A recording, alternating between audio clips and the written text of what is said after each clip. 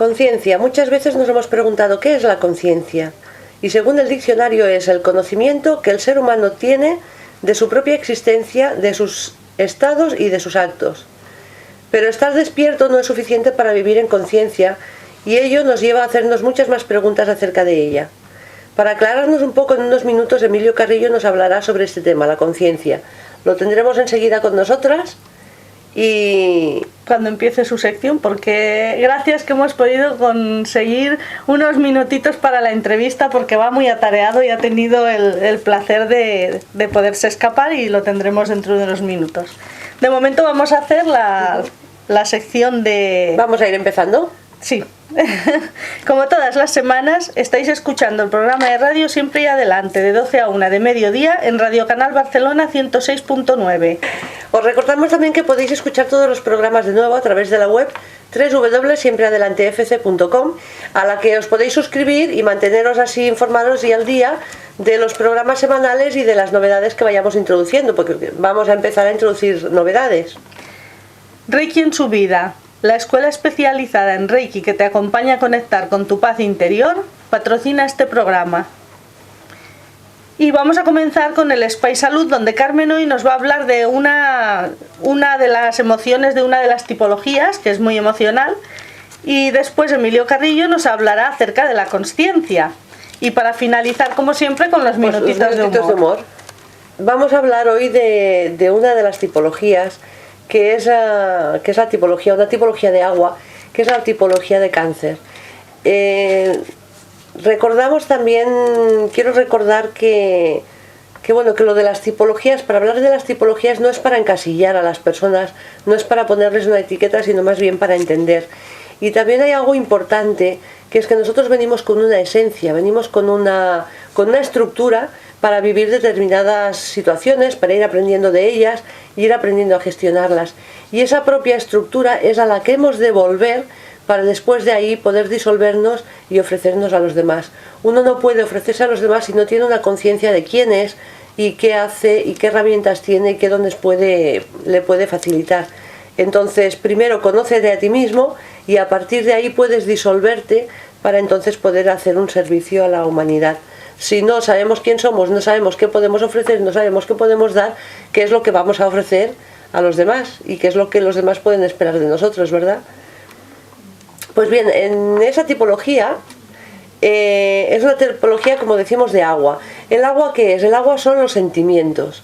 Y cáncer es el que representa el máximo potencial en los sentimientos. Es el iniciador de esa etapa que funciona pues como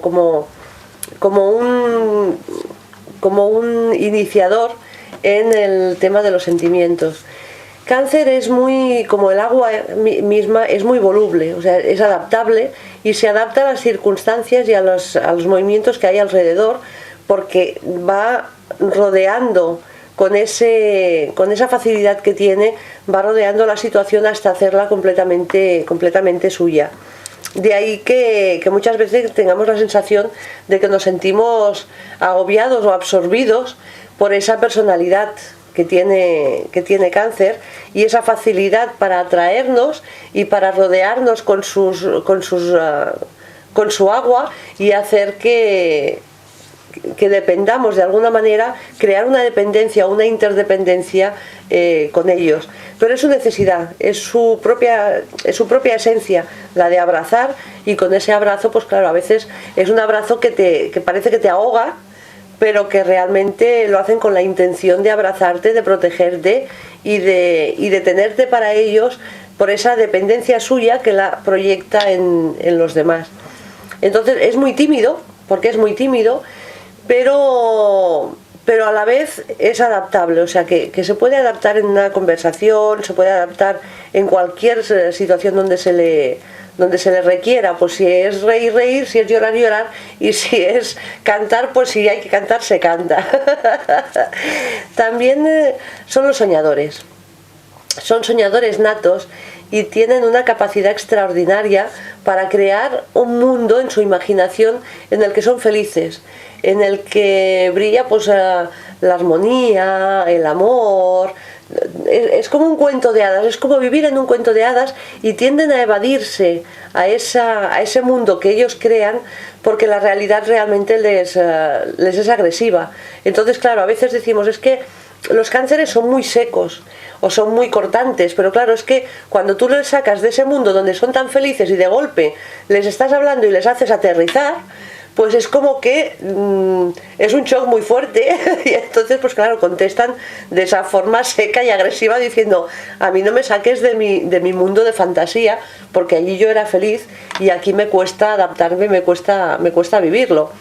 Entonces, si son capaces de, que también tienen esa otra parte, si son capaces de esa imaginación, esa creatividad que tienen en ese mundo imaginario, son capaces de plasmarlas en la tierra, verán que será mucho más fácil el vivir el día a día creando cosas de esa manera imaginativa, que le van a llevar a vivir la propia vida en la realidad y separarse un poco de esa nube en la que van absorbidos. Los vemos muchas veces por la calle, o sea, los vemos que cruzan los semáforos con los ojos en blanco, metidos en su mundo, o estás hablando y ves que ellos están ahí retraídos en su propio mundo con sus fantasías y sus historias. Y si les pudiéramos decir, explícame en el mundo en el que vives, realmente serían, bueno, pues los cuentos Disney, princesas, príncipes, gestas del príncipe valiente, la princesa a la que rescatan, o sea, todo ese tipo de sueños en el que uno es feliz mientras los vive. O sea, cuando vamos, por ejemplo, al cine y vemos una de esas películas, nosotros estamos entrando en esa tipología para poder vivirlo desde ahí. ¿Y en el amor también pueden idealizar a la pareja? Muchísimo, muchísimo. A ver, en lugar de enfrentarse a los problemas del día a día, pero eso más en las tipologías que tienen cáncer como luna o como ascendente. Entonces lo que hacen es que cuando están en pareja entran en crisis, cuando tienen un problema, y en esa crisis pues se meten en esa burbuja, en ese ensueño, dejan de hablar y viven como muy happy, o sea, muy en su mundo, muy en su ideal, y crean ese ideal de amor que es el príncipe azul. Y claro, así es una forma de no vivir esa realidad, porque el príncipe que tienen delante no es como ellos lo han creado. Entonces ellos se meten en su mundo esperando a ver si cambia para poder vivir esa fantasía que ellos tienen. Huyen de los problemas reales porque en su mundo no existen los problemas. Entonces son aquellas personas que son muy esquivas, que no podrás conversar con ellas porque siempre estarán en su mundo metidas, y tú no eres lo que tú decías que eras, tú no eres la rana que se ha convertido en príncipe, sino que eres el príncipe convertido en rana, y de ahí huyo porque no me aportas lo que yo necesito, que es esa armonía, esa paz y ese amor. Proyectan todas sus limitaciones y miedos, los proyectan hacia los demás, con lo cual ellos nunca se hacen responsables de sus propios sentimientos. Lo que tú haces que a mí me gusta es mío, pero lo que tú haces que a mí no me gusta, o lo que yo hago que a mí no me gusta, es que es provocado por ti.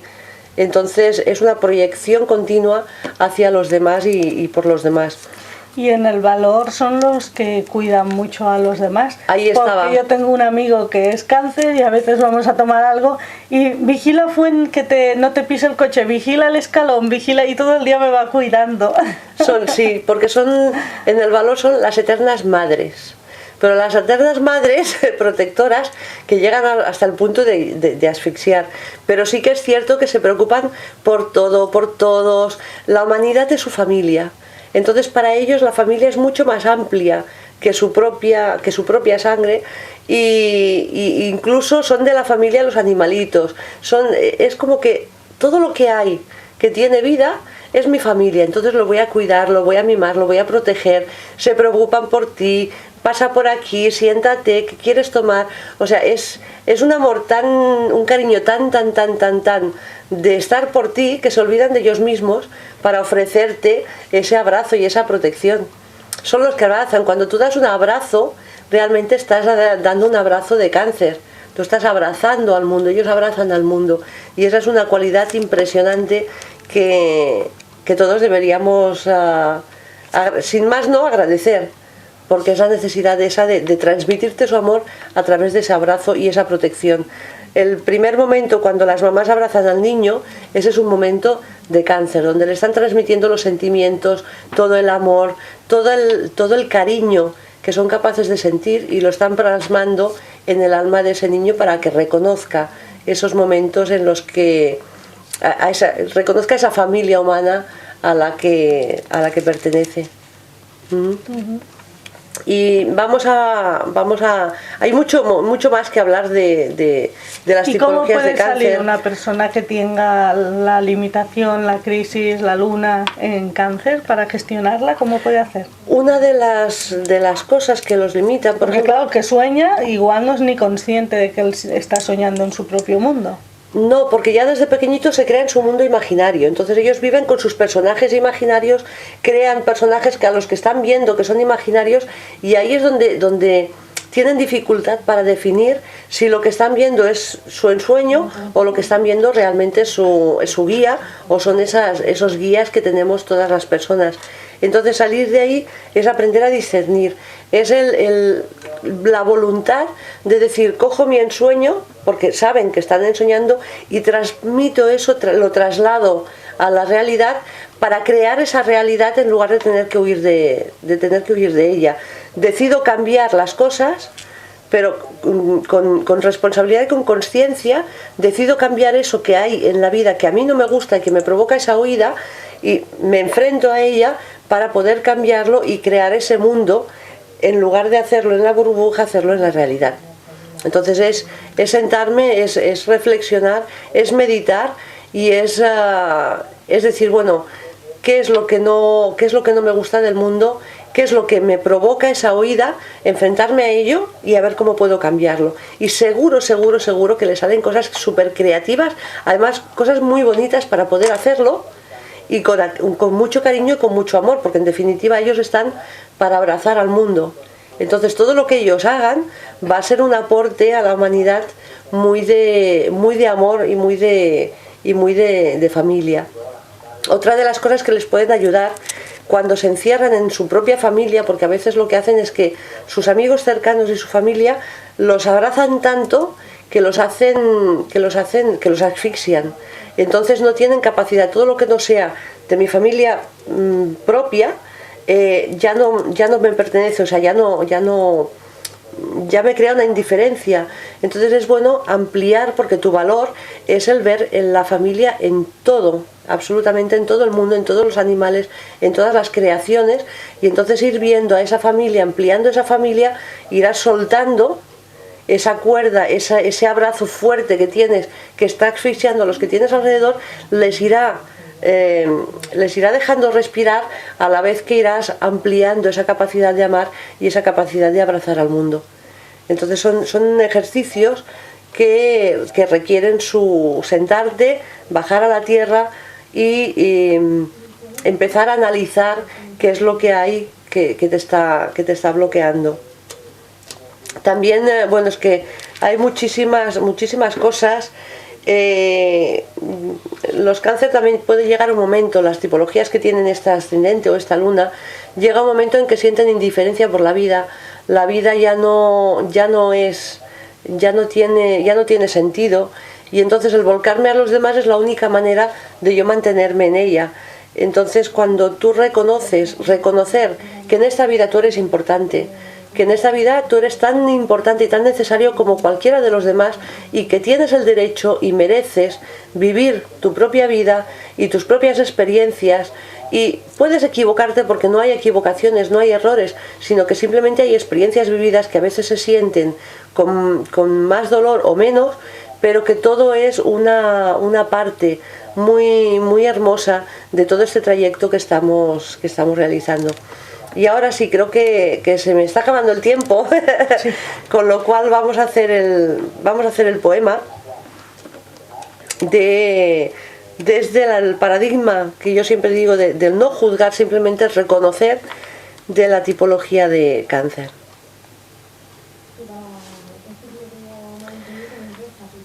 Cáncer, burbuja de agua que contiene preciosas historias románticas de príncipes y princesas, gestas épicas, sueños sumergidos en realidades ficticias que sumen al alma en un ensueño bello, amoroso y rebosante de estrellitas de felicidad. Maestros en ensueños en los que proyectan el ardiente deseo de una vida fácil, sencilla y llena de hermosas criaturas donde la felicidad, el amor y la armonía son las únicas emociones que habitan.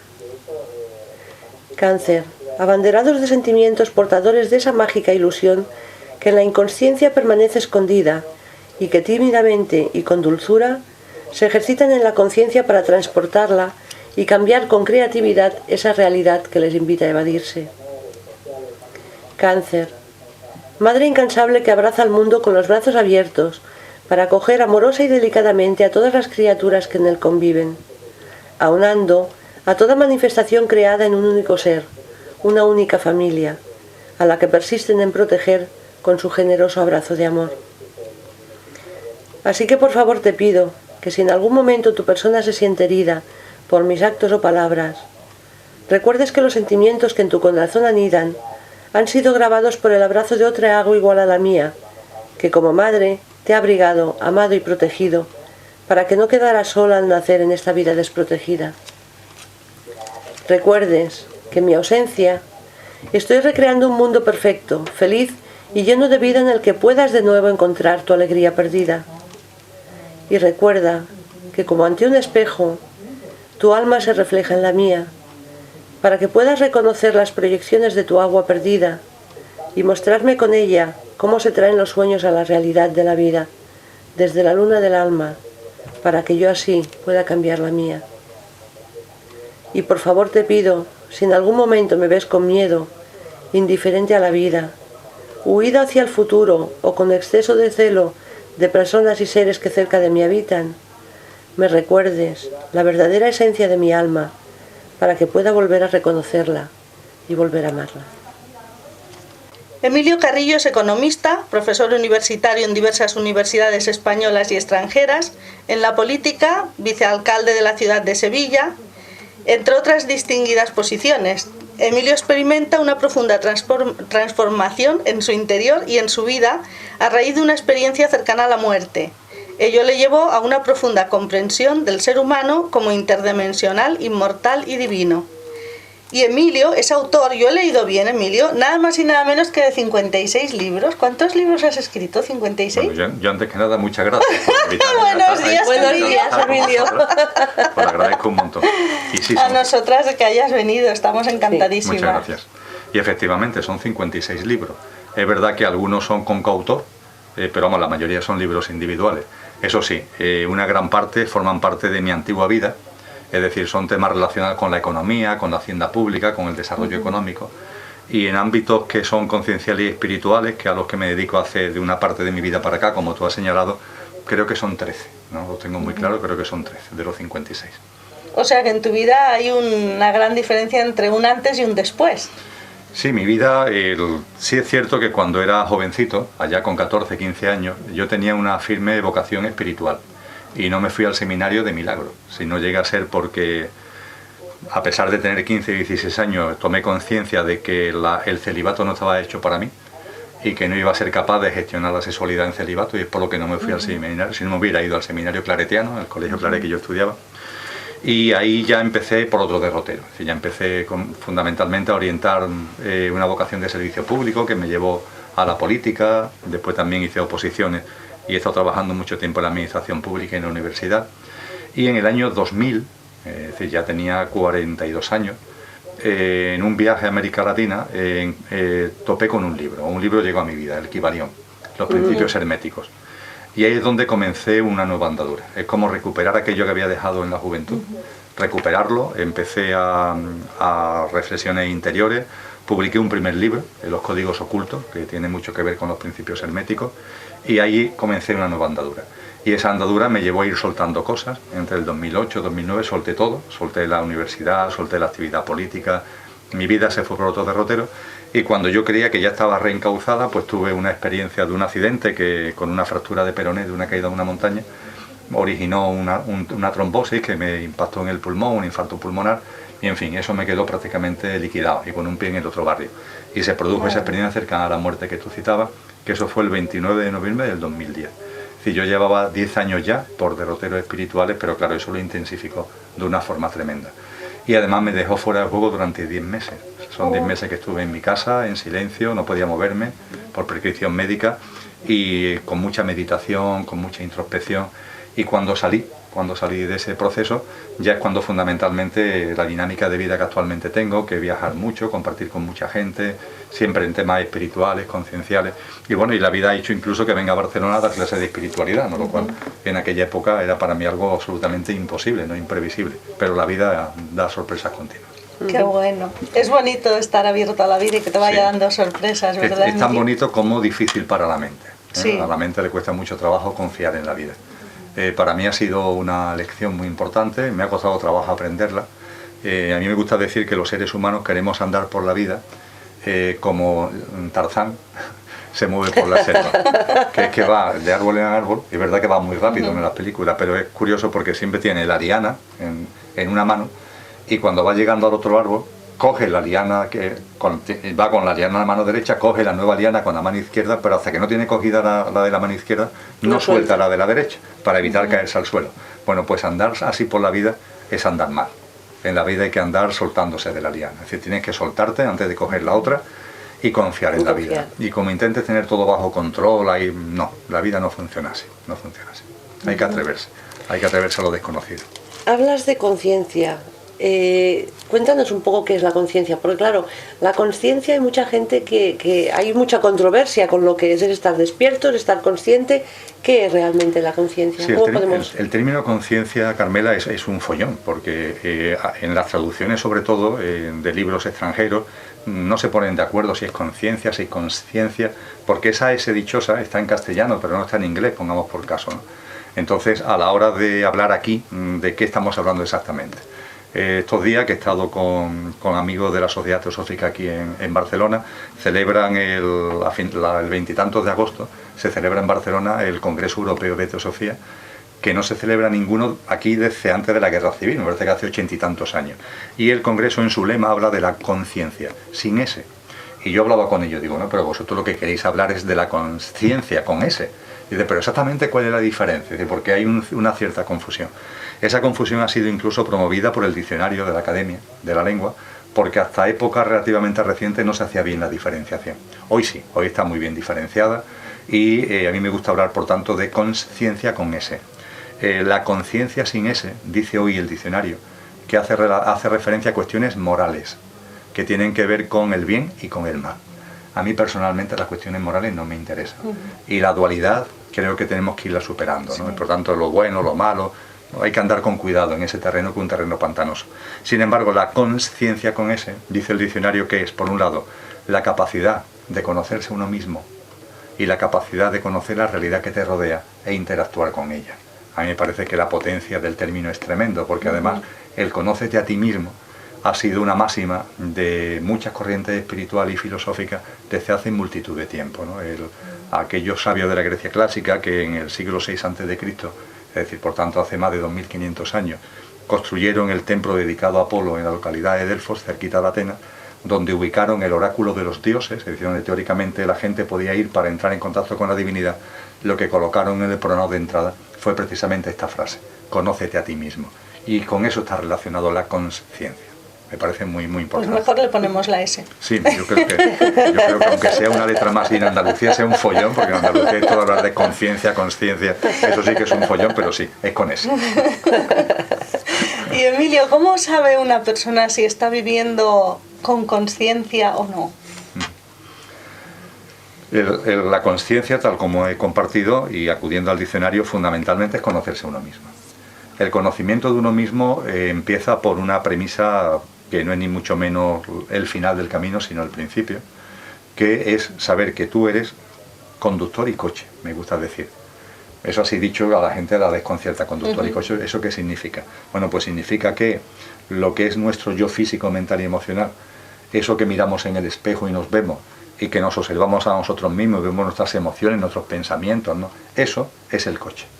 Eso está llamado a morir. el yo físico fallece, la parte emocional y mental, según nos enseñan muchas corrientes espirituales, se mantiene vivo un tiempo, pero tiende a irse disolviendo, y finalmente queda algo, que es lo que realmente somos, que no conoce la muerte nunca, y que es por tanto absolutamente divino. Todo lo es, pero es que eso no es algo pasajero, no es algo efímero, no es algo perecedero, sino que es imperecedero, que es divino, infinito y eterno. Ese es el conductor.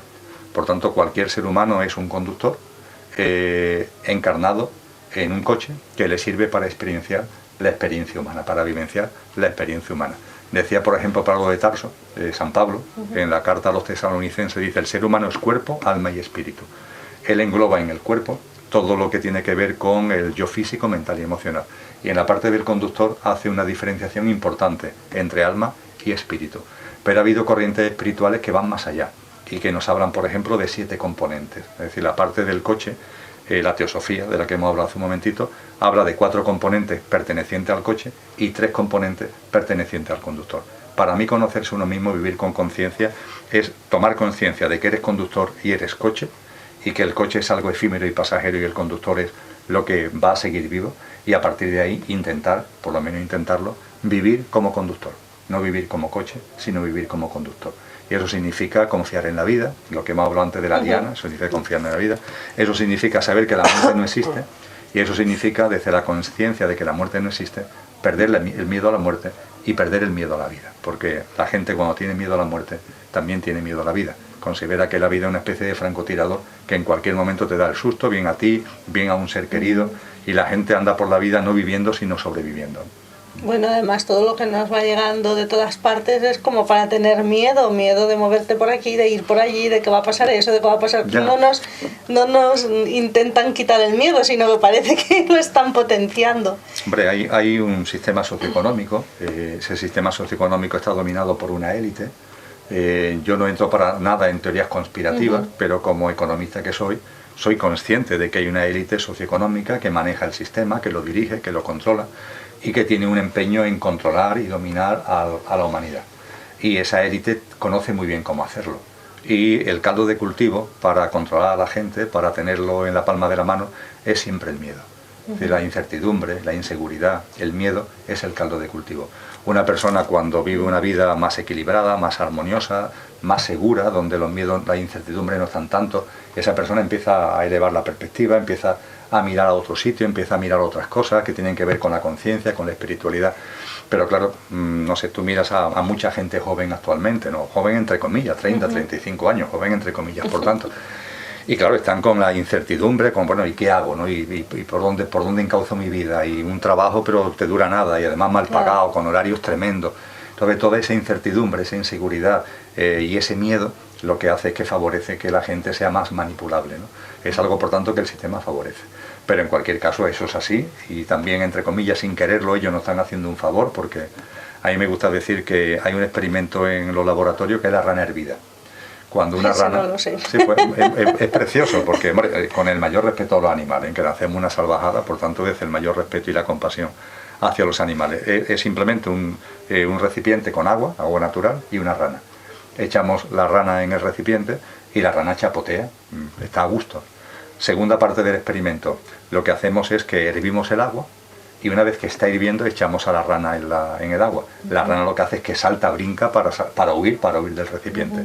La tercera parte y última del experimento consiste en que metemos la rana en el agua a temperatura natural, ponemos a la rana en el hornillo, el recipiente en el hornillo, y le damos temperatura, pero lentamente, a fuego lento. La temperatura va subiendo, y la rana muere hervida. Entonces esa élite lo que está haciendo es darle unos subidones de golpe a la temperatura del recipiente, que mira por dónde, sin que ellos lo quieran, están haciendo que mucha gente se dé cuenta y salte, no brinque, porque si no correríamos el riesgo de morir hervidos sin darnos cuenta. La élite, como es insaciable, como la voracidad la lleva intrínseca, es de una especulación cortoplacista y global, pues mira por dónde nos está haciendo un favor, porque está haciendo que mucha gente saltemos. Qué bueno. Y para traspasar ese miedo, ¿qué se puede hacer? La clave está en confiar en la vida. No hay otra, Fuensanta, no hay otra. Para mí es la clave.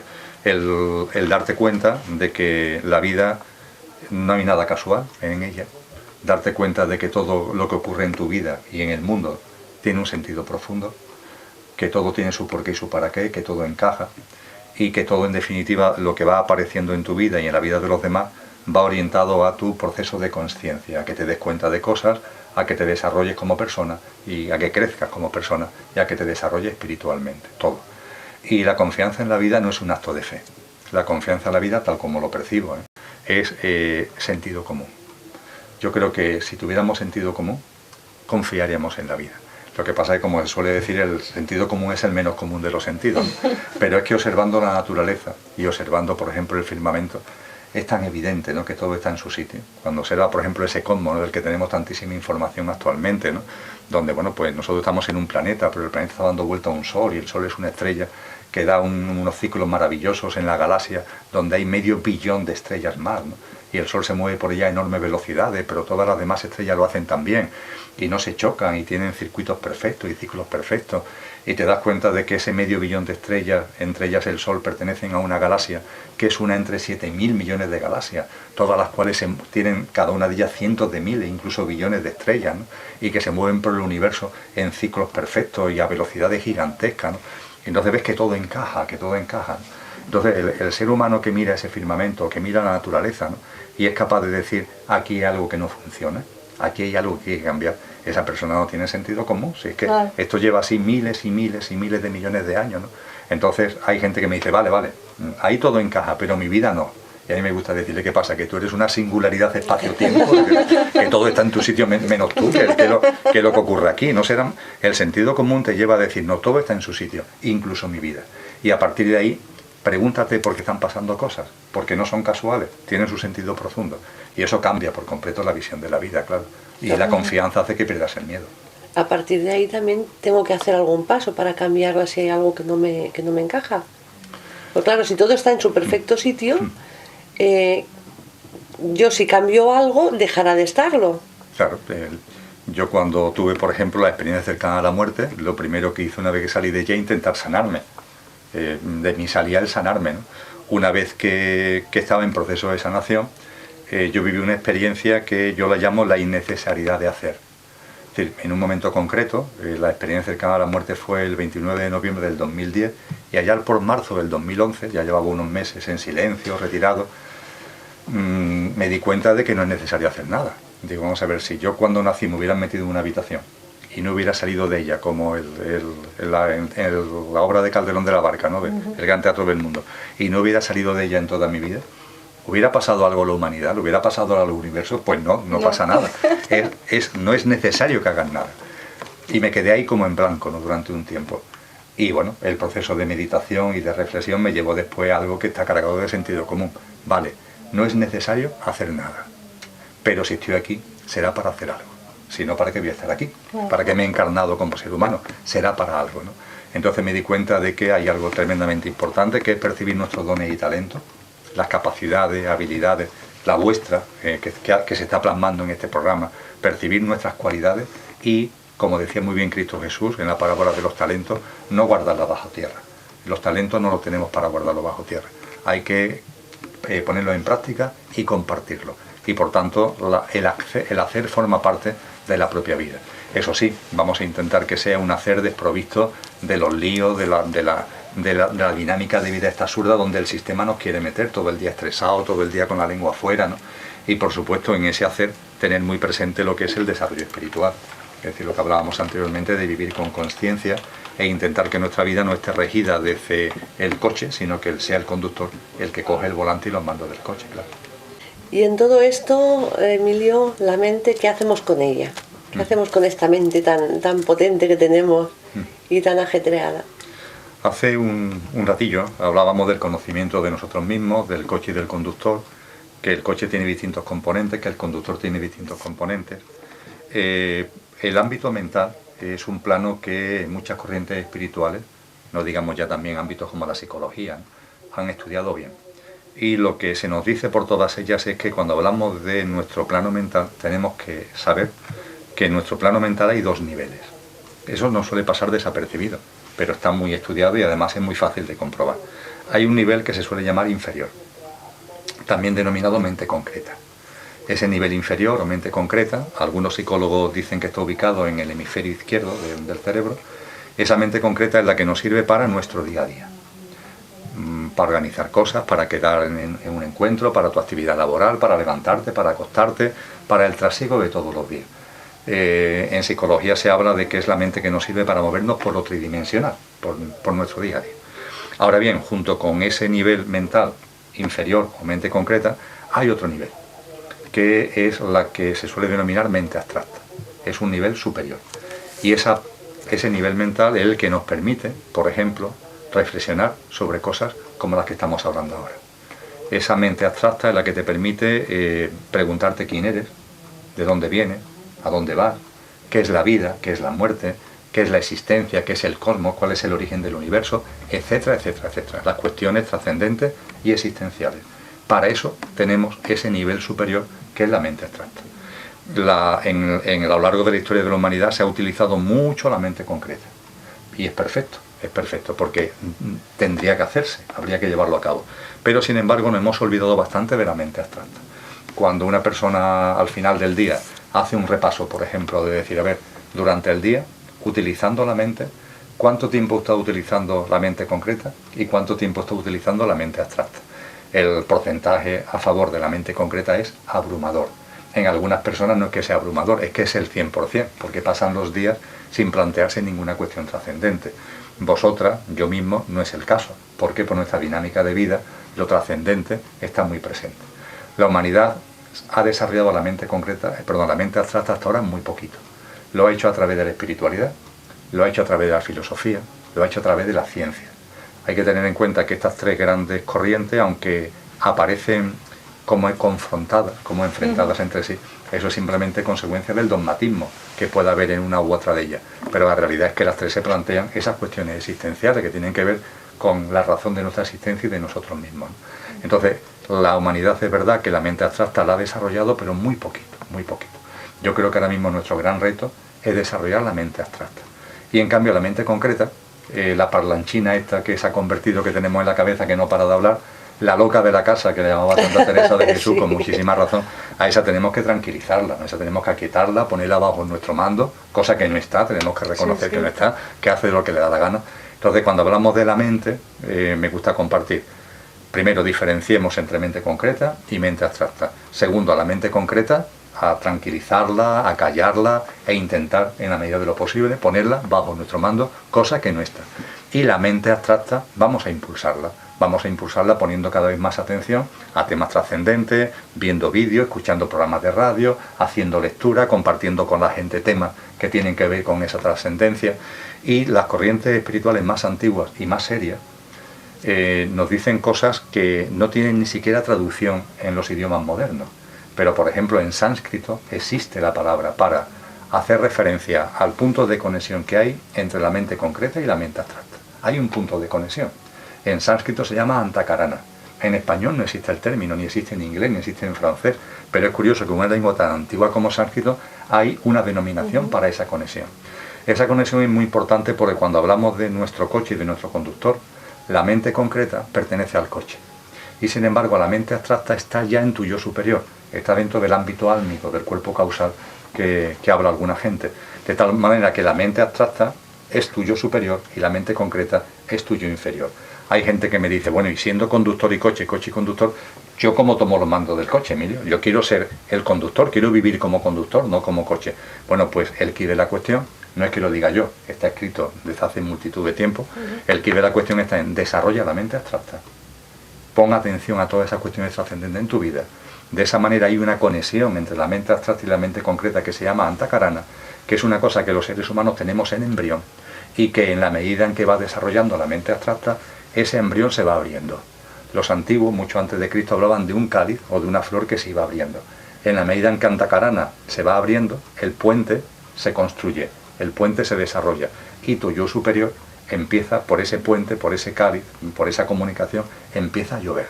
Lo que tú eres empieza a llover sobre el coche. Al principio, como la sequía ha sido muy larga, cuando empieza a llover después de mucho tiempo, la tierra se traga el agua, no cala. Pero bueno, no pasa nada, tú sigues. Y poco a poco esa lluvia va calando, Y entonces tu yo superior va calando en tu yo inferior, y eso lo vas comprobando en tu mundo emocional, que se va haciendo mucho más equilibrado, mucho más sosegado. Lo vas comprobando en tu mundo mental, de mente concreta, porque también los pensamientos empiezan a estar más ordenados, tiene una mayor capacidad de silencio, de meditación. Lo vas comprobando en tu comportamiento, en tu conducta, que cada vez tiene una mayor tendencia a la generosidad, a la comprensión, al altruismo. Esa es la lluvia. Y esa lluvia, para que se produzca del yo superior hacia el inferior, el antakarana es el puente que tenemos que abrir, y ese antakarana está escrito hace mucho tiempo, se abre a través del desarrollo de la mente abstracta. Y entonces en el entorno físico, o sea, en las circunstancias, en el entorno de alrededor nuestro, también se manifiesta esa espiritualidad, ese antakarana que comentas. Claro, cuando, por ejemplo, los cristianos hablan de la gracia, y claro, eso de la gracia, ¿qué es eso de la gracia? ¿Contar chistes? Ahora vaya a contar uno, ¿no? ¿Qué es eso de la gracia, no? Sobre todo en Andalucía, ¿qué es eso de la gracia? Bueno, la gracia es cuando antakarana se desarrolla, lo que realmente somos, como comentaba, empieza a llover. Y empiezan a plasmarse en nosotros, por ejemplo, ese sosiego, esa tranquilidad, esa paz interior a la que hacía referencia. Esa es la gracia. Y junto con esa gracia viene otra capacidad, que es el discernimiento. El discernimiento es lo que nos va permitiendo darnos cuenta o poder diferenciar entre lo real y lo imaginario. Cosa que cuando no hay discernimiento cuesta mucho trabajo. Determinadas cosas que estás viviendo, que estás sintiendo, que estás presintiendo, que estás intuyendo. Esto es verdad, esto es mentira. El discernimiento te da esa capacidad. Y el discernimiento, que viene gracias a la apertura del antakarana, también nos posibilita algo que es muy importante. Pongo un ejemplo. Yo hablo mucho de que la muerte no existe. Y lo he hablado, por ejemplo, con mamás que han perdido a sus hijos. Que su hijo de 2 años, de 4, de 8, de 12, ha muerto por enfermedad, por accidente. Y claro, esa mamá está destrozada. Y yo a esa mamá le digo, la muerte no existe. La muerte es un imposible. Quien tu hijo realmente es, el conductor que encarnó en tu hijo, está vivo, ¿no? Entonces yo en la madre siento que la madre quiere creer. Decía Mulder, el de Expediente X, tenía un cartel en su despacho, I won't believe, ¿no? Yo quiero creer, la madre quiere creerte. Pero claro, eso es intelectual. Y hace falta que eso no sea intelectual, eso tiene que ser vivido, tiene que ser percibido, tiene que ser sentido.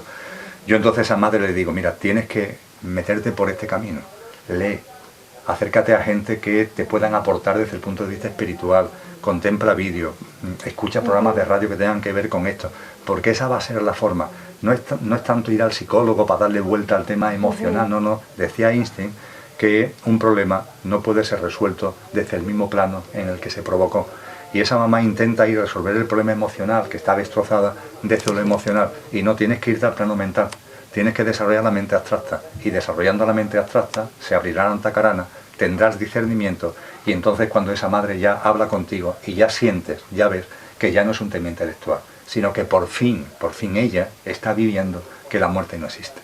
E incluso esa sensación le permitirá incluso darse cuenta de que la muerte de su hijo, el fallecimiento físico de su hijo, tampoco fue casualidad, porque normalmente hay pactos de alma que se producen en la gloria, que se producen en el plano de luz, que aquí en la tierra, cuando estamos encarnando, son incomprensibles, pero normalmente son pactos de amor. 2 almas donde una de ellas se brinda a morir pronto, siendo tu hijo, para que tú tengas un terremoto en tu vida, que precisamente te obliga a plantearte cosas, a preguntarte cosas, a formularte cuestiones, a acercarte a gente, a leer libros, que si no es debido a ese terremoto, tu vida hubiera seguido ahí en un jijijaja, y otra vida perdida, y otra vida perdida. Y hay un momento que decimos, ya está bien, hombre, que llevamos ya un montón de vida encarnándonos aquí, y ya es el momento en el que empiezo a enterarme de que va de verdad la película, ¿no? Qué bueno. Emilio, estaríamos, horas hablando contigo, porque se nos pasa volando, y sabemos que has hecho el gran esfuerzo de venir al programa, porque te tienes que ir ya mismo otra vez. Que lo he encajado en la agenda, que ha sido complicadísimo. Pero no hay ningún esfuerzo. Y no te podemos tener más, pero... Es que han quedado muchísimas preguntas por contestar. Es que muchas. Cuando se me pregunta, hablo mucho. Y nos gustaría de poder volver a tenerte aquí para si cabe otro día ampliar esa información que nos estás dando, que seguro que a muchas personas, a mí personalmente me encanta, y a muchas personas pues también nos abre un poco esa mente abstracta que dices tú, y esa puertecita de la antakarana para que podamos entender. Pues no tenéis ninguna duda que así lo hacemos. Yo vengo a Barcelona por lo menos 4 veces al año, por lo menos. Hablábamos antes del Congreso Europeo de Teosofía, que a finales de agosto, que vendré a él, Así que si al final de agosto estáis operativo bien, y si no, en la siguiente venida ya buscamos el hueco. Yo estoy encantado de estar con vosotras, es un placer. Pues muchísimas gracias. Ya sabemos que todos los que quieran seguirte pueden encontrar montones de vídeos en YouTube, en tu página web que se llama El cielo en la tierra. Y allí van a encontrar más información y muchísimos vídeos, y gracias. Y nos gustaría, te voy a pedir una pequeña sugerencia para las personas que nos están escuchando. ¿Algún pequeño consejito? Bueno, yo el consejo, entre comillas, que diciendo que no di consejo, ¿no? Pero comparto desde el corazón y sin querer convencer nada a nadie, como decía Krishnamurti, yo no quiero convencer a nadie de nada, comparto desde el corazón, confiar en la vida. En las clases que doy en máster universitarios, ¿no? Digo, confiar en la vida una semana, sabiendo que todo lo que ocurre en tu vida y en lo de los demás tiene su sentido profundo y es un mensaje continuo de ti mismo hacia ti mismo. Confía una semana. Y cuando contemplo los ojos de la gente, una semana confiando en la vida, mucho tiempo, digo un día. Y si un día os parece mucho tiempo, una hora confiando en la vida transforma la vida. Es lo que puedo compartir de corazón, una hora confiando en la vida. Pues muchísimas gracias, Emilio. Muchas gracias. Por estar aquí. Muchas gracias. Y ahora vamos a pasar directamente a los chistes antes de que se termine el programa, aunque sea 2, porque luego nos meten la bronca que no hemos dicho los chistes. Y dice que 2 locos están desayunando en el comedor del manicomio y uno le dice al otro, oye, ¿por qué tiras a los panecillos después de untarlos con mantequilla? Dice, pues muy sencillo, porque no me gusta la mantequilla. ¡Qué malo! No es malo. Todo tiempo pasado fue anterior. ¡Qué gran frase! Y dicen que el dinero no hace la felicidad, pero hace falta. Tener la conciencia limpia es síntoma de mala memoria. Dicen, no te tomes la vida en serio, al fin y al cabo no saldrás vivo de ella. Lo importante no es ganar, sino hacer perder al otro. Y para acabar, dice, la psiquiatría y la psicología son el único negocio donde el cliente nunca tiene la razón. Muchas gracias. Con esto os dejamos hasta la semana que viene. Siempre. Y adelante, que tengáis muy buena semana a todos y muchísimas gracias. Gracias. Qué placer. Buenísimo los chistes. Muchas gracias.